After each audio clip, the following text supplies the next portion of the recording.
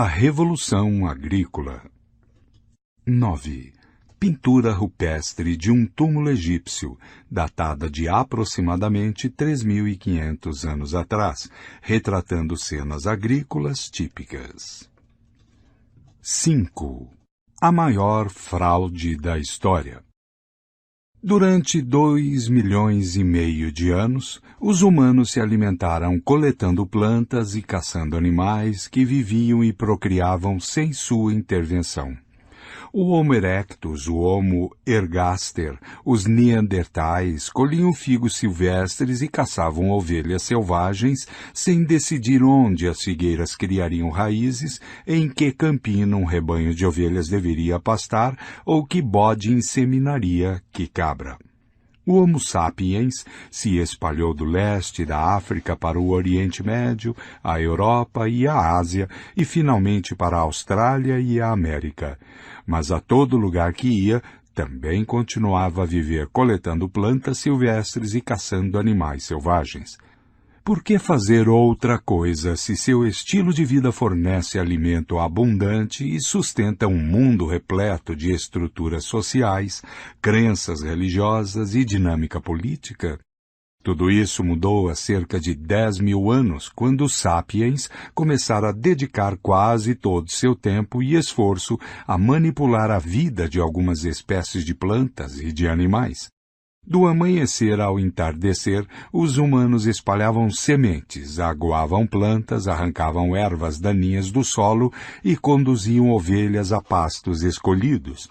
Esse trabalho, pensavam, forneceria mais frutas, grãos e carne. Foi uma revolução na maneira como os humanos viviam, a Revolução Agrícola. A transição para a agricultura começou por volta de 9.500 a 8.500 a.C., no interior montanhoso do sudeste da Turquia, no oeste do Irã e no Levante. Começou devagar em uma área geográfica restrita. Trigo e bodes foram domesticados por volta de 9.000 a.C., ervilhas e lentilhas em torno de 8.000 a.C., oliveira cerca de 5.000 a.C., cavalos por volta de 4.000 a.C. e videiras em 3.500 a.C. Alguns animais e sementes, como camelos e castanhas de caju, foram domesticados ainda mais tarde, mas em 3.500 a.C., a principal onda de domesticação havia chegado ao fim. Mesmo hoje, com toda a nossa tecnologia avançada, mais de 90% das calorias que alimentam a humanidade vêm do punhado de plantas que nossos ancestrais domesticaram entre 9.500 e 3.500 a.C. Trigo, arroz, milho, batata, pães e cevada. Nenhuma planta ou animal importante foi domesticado nos últimos 2.000 anos. Se nossa mente é a dos caçadores-coletores, nossa culinária é a dos antigos agricultores. Os acadêmicos um dia acreditaram que a agricultura se espalhou de um único ponto de origem, no Oriente Médio, para os 4 cantos do mundo. Hoje, os estudiosos concordam que a agricultura surgiu em outras partes do mundo não pela ação dos agricultores do Oriente Médio, exportando sua revolução, e sim de modo totalmente independente. Povos na América Central domesticaram milho e feijão sem saber nada a respeito do cultivo de trigo e ervilha no Oriente Médio. Os sul-americanos aprenderam a domesticar batata e lhamas sem saber o que estava acontecendo no México nem no Levante. Os primeiros revolucionários da China domesticaram arroz, pães e porcos. Os primeiros agricultores da América do Norte foram os que se cansaram de vasculhar o subsolo à procura de abóboras comestíveis e decidiram cultivar abóbora.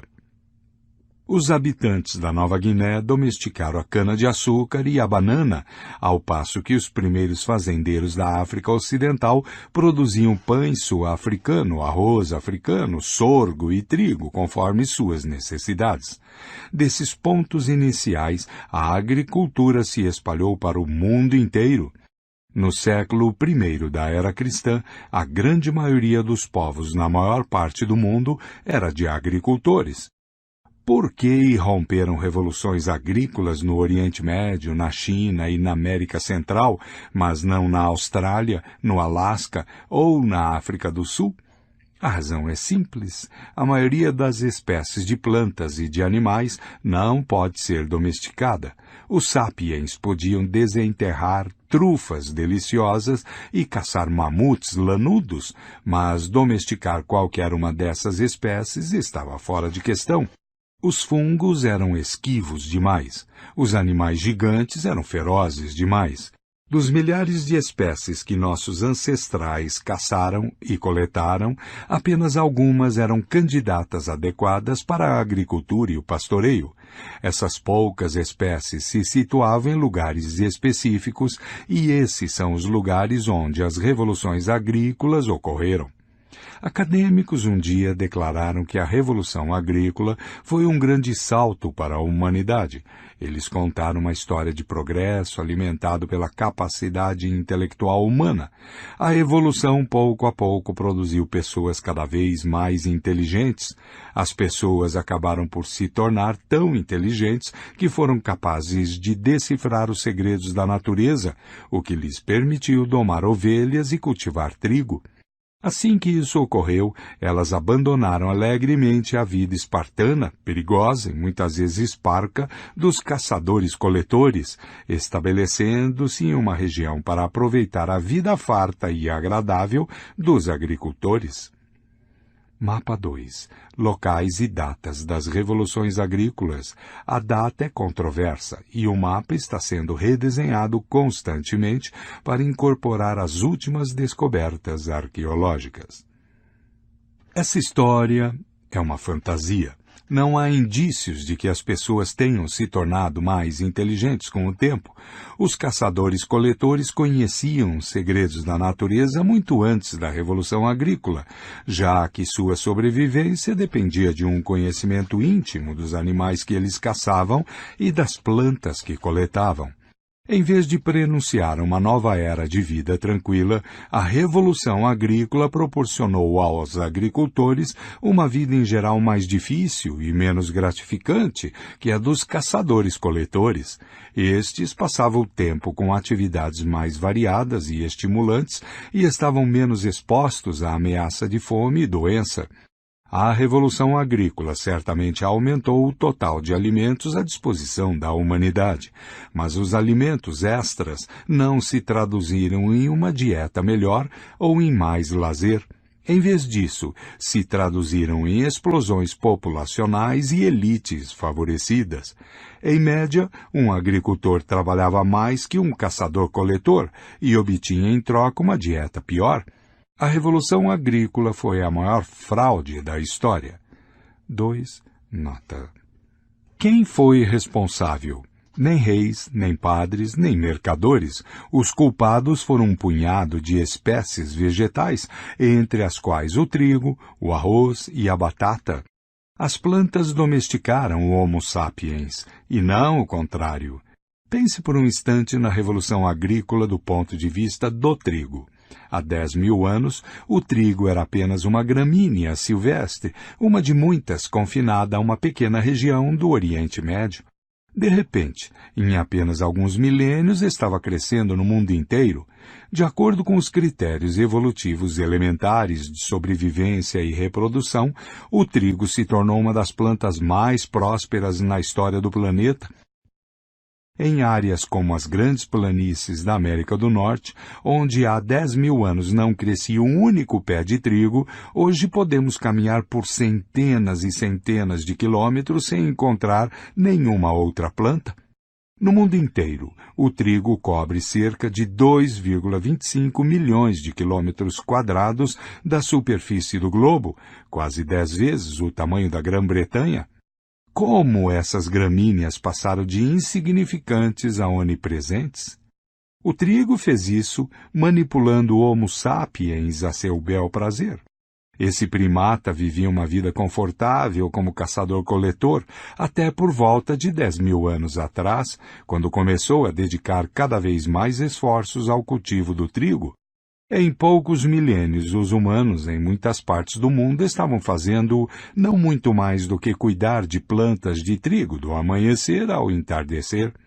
Não foi fácil.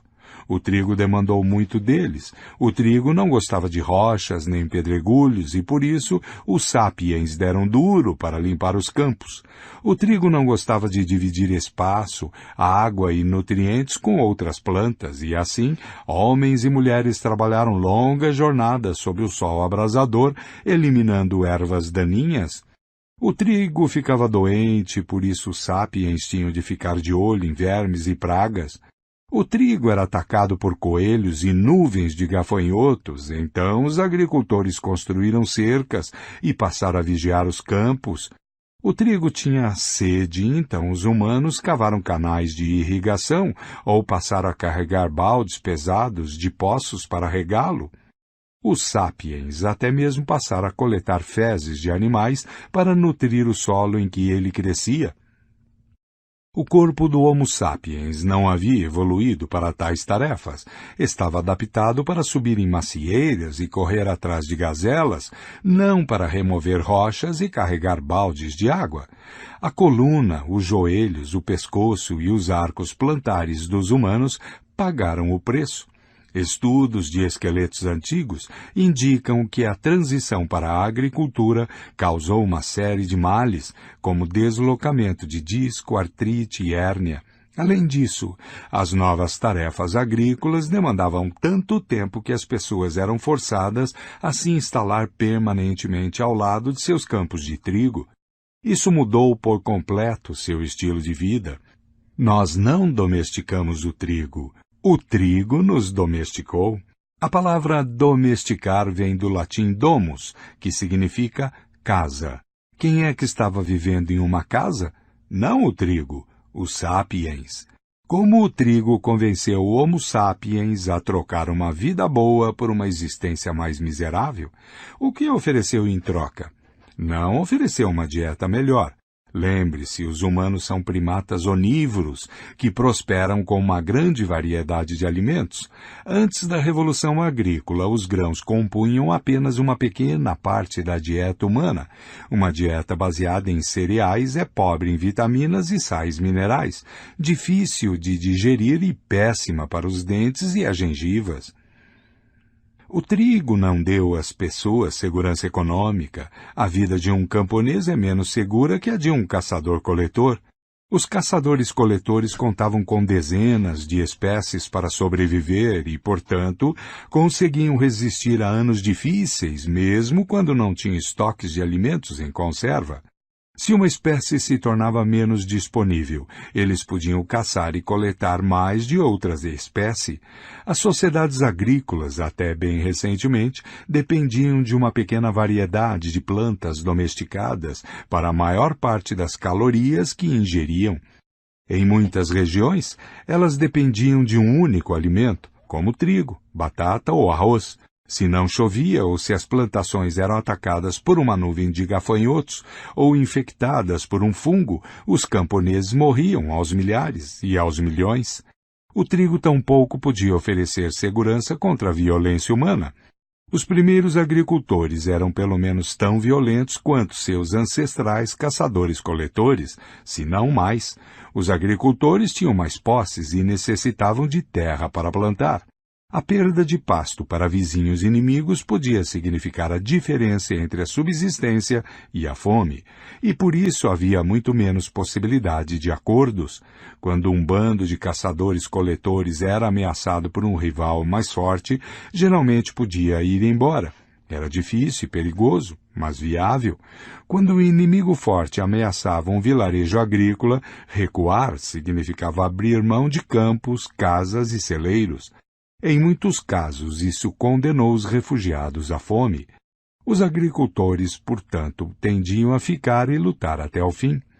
Muitos estudos antropológicos e arqueológicos indicam que, em sociedades agrícolas simples, sem estruturas políticas além da aldeia e da tribo, a violência humana era responsável por cerca de 15% das mortes, incluindo 25% das mortes masculinas. Na Nova Guiné de hoje, a violência responde por 30% das mortes masculinas em uma sociedade tribal agrícola, os Danis, e 35% em outra, os Engás. No Equador, possivelmente 50% dos Waoranis adultos encontram uma morte violenta nas mãos de outro humano. 3. Nota. Com o tempo, a violência humana foi controlada por meio do desenvolvimento de estruturas sociais maiores, cidades, reinos e estados, mas levou milhares de anos para que se construíssem tais estruturas políticas grandes e eficazes. A vida em comunidade certamente trouxe alguns benefícios imediatos aos primeiros fazendeiros, tal como uma melhor proteção contra animais ferozes, chuva e frio. Porém, para o indivíduo médio, as desvantagens provavelmente eram mais significativas que as vantagens. É difícil as pessoas nas sociedades prósperas de hoje compreendê-lo. Como temos abundância e segurança, e como nossa abundância e segurança foram construídas sobre as bases assentadas pela Revolução Agrícola, presumimos que a Revolução Agrícola foi uma melhoria incrível. Mas é errado julgar milhares de anos de história da perspectiva de hoje. Um ponto de vista muito mais representativo é o da garotinha de 3 anos de idade morrendo de desnutrição na China do século I, porque a lavoura de seu pai não vingou. Ela diria, estou morrendo de desnutrição, mas em 2000 anos as pessoas terão comida e abundância e viverão em casas grandes com ar-condicionado, então meu sofrimento é um sacrifício válido? Então, o que o trigo ofereceu aos agricultores, incluindo essa garotinha chinesa subnutrida? Não ofereceu nada para as pessoas enquanto indivíduos, mas concedeu algo ao Homo sapiens enquanto espécie. O cultivo de trigo proporcionou muito mais alimento por unidade de território e, com isso, permitiu que o Homo sapiens se multiplicasse exponencialmente. Por volta de 13.000 a.C., quando as pessoas se alimentavam coletando plantas silvestres e caçando animais selvagens, a área em torno do oásis de Jericó, na Palestina, podia sustentar no máximo um bando nômade de cerca de 100 indivíduos, relativamente saudáveis e bem nutridos. Por volta de 8.500 a.C., quando as plantas silvestres deram lugar aos campos de trigo, o oásis sustentava uma aldeia grande, mas abarrotada, de 1.000 pessoas que padeciam muito mais de doenças e má nutrição.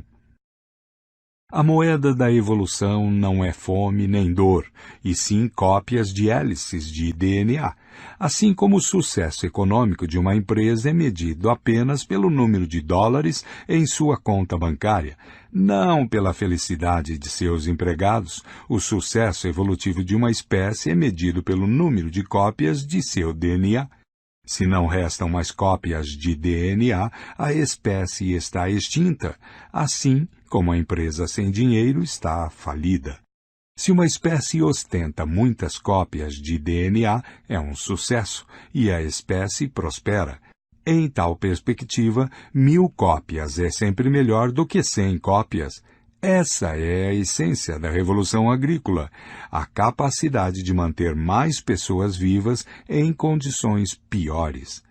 Mas por que os indivíduos deveriam se importar com esse cálculo evolutivo? Porque uma pessoa em sã consciência reduziria seu padrão de vida só para multiplicar o número de cópias do genoma do Homo sapiens? Ninguém concordou com isso. A Revolução Agrícola foi uma armadilha. A armadilha do luxo. A ascensão da agricultura ocorreu de maneira muito gradativa ao longo de séculos e milênios.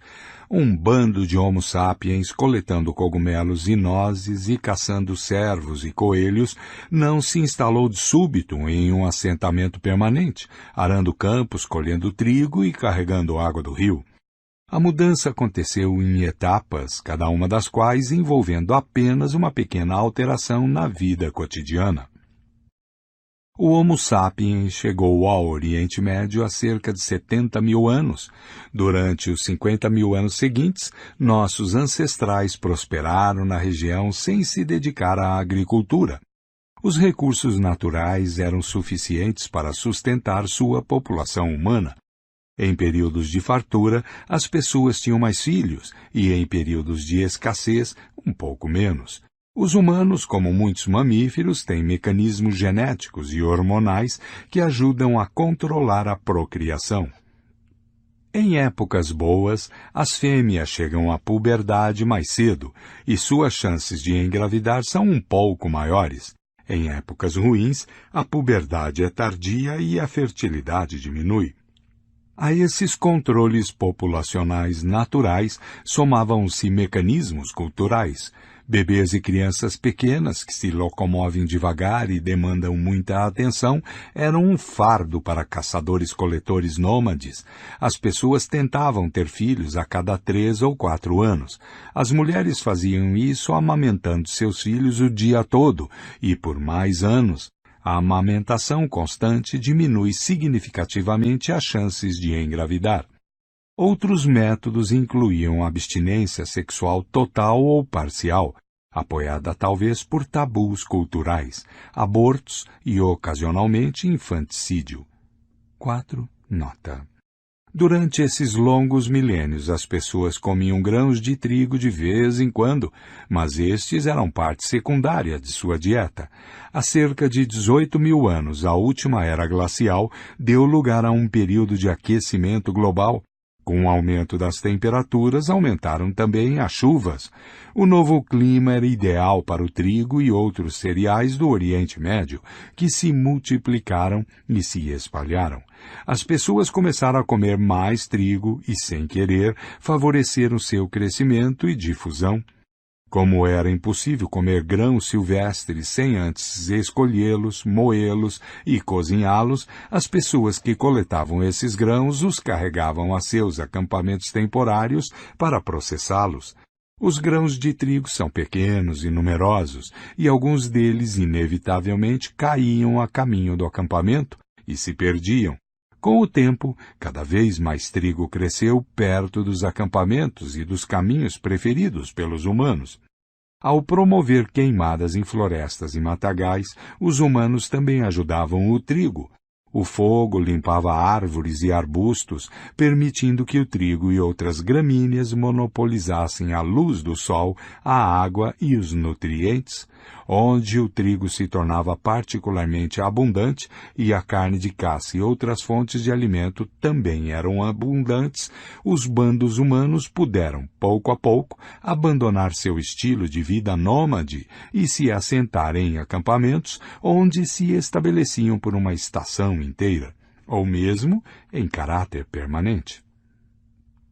No começo, talvez eles acampassem por 4 semanas durante a colheita. Na geração seguinte, com a multiplicação e o alastramento do trigo, o acampamento da colheita talvez durasse 5 semanas, depois 6, até que se tornou um assentamento permanente. Evidências de tais acampamentos foram encontradas em todo o Oriente Médio, sobretudo no Levante, onde a cultura natufiana floresceu de 12.500 a.C. a 9.500 a.C. Os natufianos eram caçadores-coletores que subsistiam à base de dezenas de espécies silvestres, mas viviam em assentamentos permanentes e dedicavam grande parte de seu tempo à coleta intensiva e ao processamento de cereais silvestres. Eles construíram casas e celeiros de pedra e armazenavam grãos para épocas de necessidade. Inventaram novas ferramentas, como foices de pedra, para colher trigo silvestre e pilões de pedra para moê-lo. No período que se seguiu a 9500 a.C., os descendentes dos natufianos continuaram a coletar e processar cereais, mas também começaram a cultivá-los de forma cada vez mais elaborada. Ao coletar grãos silvestres, eles tomavam cuidado de reservar parte da colheita para semear os campos na estação seguinte.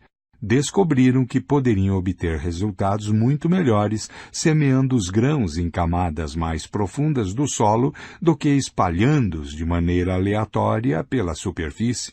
Então, começaram a capinar e arar. Aos poucos, também começaram a arrancar as ervas daninhas dos campos para protegê-los contra parasitas e a regá-los e fertilizá-los. À medida que dedicavam mais esforços ao cultivo de cereais, havia menos tempo para coletar e caçar espécies silvestres. Os caçadores-coletores se tornaram agricultores.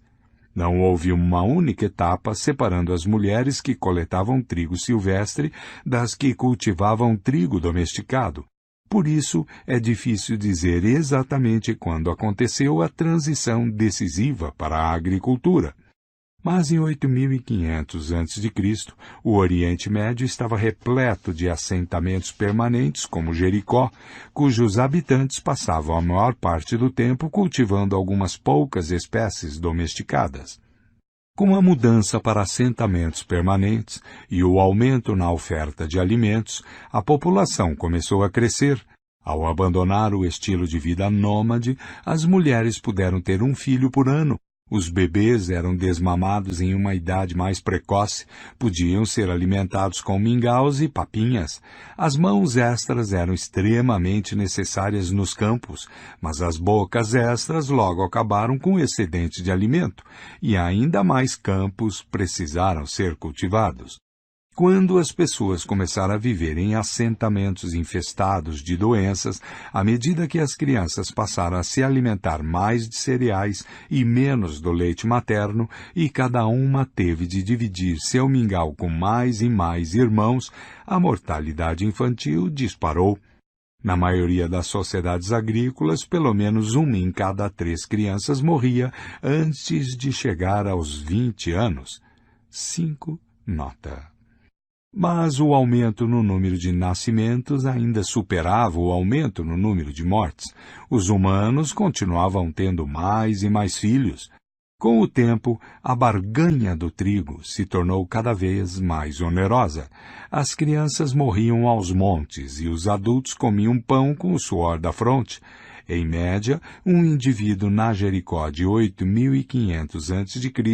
tinha uma vida mais difícil do que um indivíduo na Jericó de 9500 a.C. ou de 13.000 a.C., mas ninguém percebeu o que estava acontecendo. Cada geração continuou a viver como a geração anterior, realizando apenas pequenas melhorias aqui e ali no modo como as coisas eram feitas. Paradoxalmente, uma série de melhorias, cada uma das quais concebida para tornar a vida mais fácil, sobrecarregaram ainda mais esses agricultores. Por que as pessoas cometeram um erro de cálculo tão fatídico? Pela mesma razão pela qual as pessoas cometeram erros de cálculo ao longo de toda a história. As pessoas foram incapazes de compreender todas as consequências de suas decisões.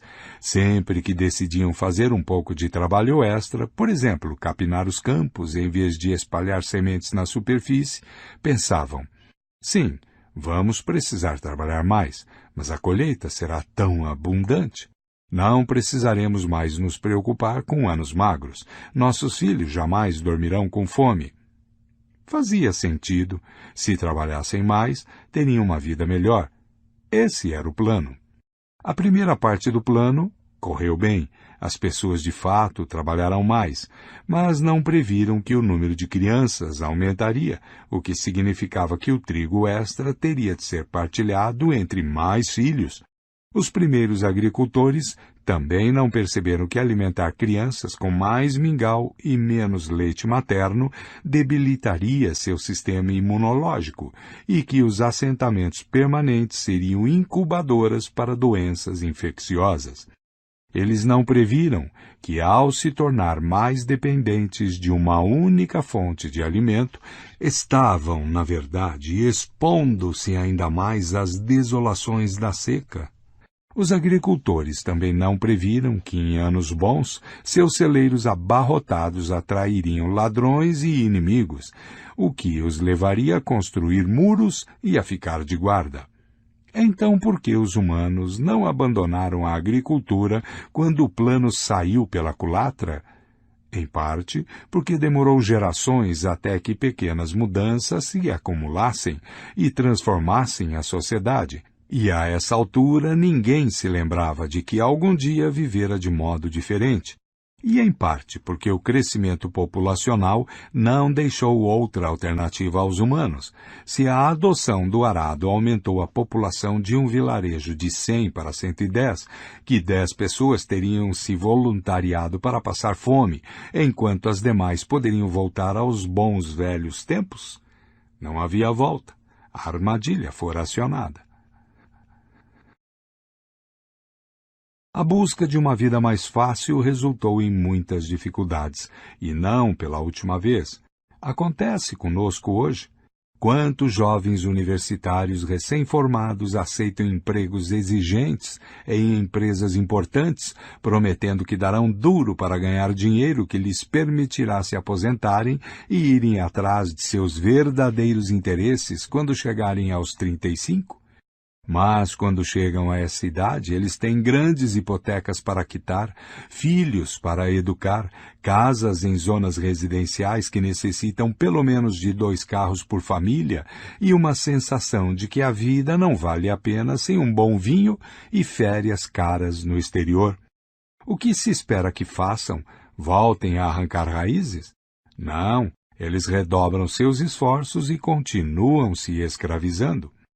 Uma das poucas leis férreas da história é que os luxos tendem a se tornar necessidades e a gerar novas obrigações. Uma vez que as pessoas se acostumam a um certo luxo, elas o dão como garantido, passam a contar com ele, acabam por chegar a um ponto em que não podem viver sem. Tomemos outro exemplo familiar de nosso tempo. Nas últimas décadas, inventamos inúmeros instrumentos que supostamente economizam tempo e tornam a vida mais fácil. Lavadoras de roupa e de louça, aspiradores de pó, telefones, aparelhos celulares, computadores, e-mail. Antes dava muito trabalho escrever uma carta, endereçar e selar um envelope e levá-lo até o correio. Levava-se dias ou semanas, talvez até meses, para obter uma resposta. Hoje em dia eu posso escrever um e-mail às pressas e enviá-lo para o outro lado do mundo e, se meu destinatário estiver online, receber uma resposta 1 minuto depois. Economizei todo aquele trabalho e tempo, mas tenho uma vida mais tranquila? Infelizmente não. Antes, as pessoas só escreviam cartas quando tinham algo importante para relatar. Em vez de escrever a primeira coisa que lhes vinha à cabeça, consideravam cuidadosamente o que queriam dizer e como expressá-lo. Esperavam receber uma resposta igualmente atenciosa. A maioria das pessoas escrevia e recebia não mais de um punhado de cartas por mês e raramente se sentia compelida a responder de imediato. Hoje recebo dezenas de e-mails todos os dias, todos de pessoas que esperam uma resposta imediata. Pensamos que estávamos economizando tempo. Em vez disso, colocamos a roda da vida para girar a 10 vezes sua velocidade anterior e tornamos nossos dias mais ansiosos e agitados. Aqui e ali, um ludista, avesso aos avanços tecnológicos, se recusa a abrir uma conta de e-mail. Assim como há milhares de anos, alguns bandos de humanos se recusaram a adotar a agricultura e assim escaparam da armadilha do luxo. Mas a revolução agrícola não precisava da adesão de todo e qualquer bando em determinada região. Quando um bando se instalava e começava a cultivar a terra, fosse no Oriente Médio ou na América Central, já não se podia resistir à agricultura. Como esta criava as condições para um rápido crescimento demográfico, os agricultores quase sempre superavam os caçadores-coletores, por estarem em maior número. Os caçadores-coletores podiam ir embora, abandonando seus terrenos de caça para os campos e pastos, ou pegar o arado eles mesmos. De um jeito ou de outro, o estilo de vida antigo estava condenado. A história da armadilha do luxo traz uma lição importante. A busca da humanidade por uma vida mais fácil desencadeou forças imensas de mudança que transformaram o mundo de uma maneira que ninguém havia imaginado ou desejado. Ninguém planejou a revolução agrícola ou quis que os humanos dependessem do cultivo de cereais. Uma série de decisões triviais que quase sempre tinha por objetivo alimentar algumas bocas e obter um pouco de segurança teve o efeito cumulativo de forçar os antigos caçadores-coletores a passarem seus dias carregando baldes de água sob um sol abrasador.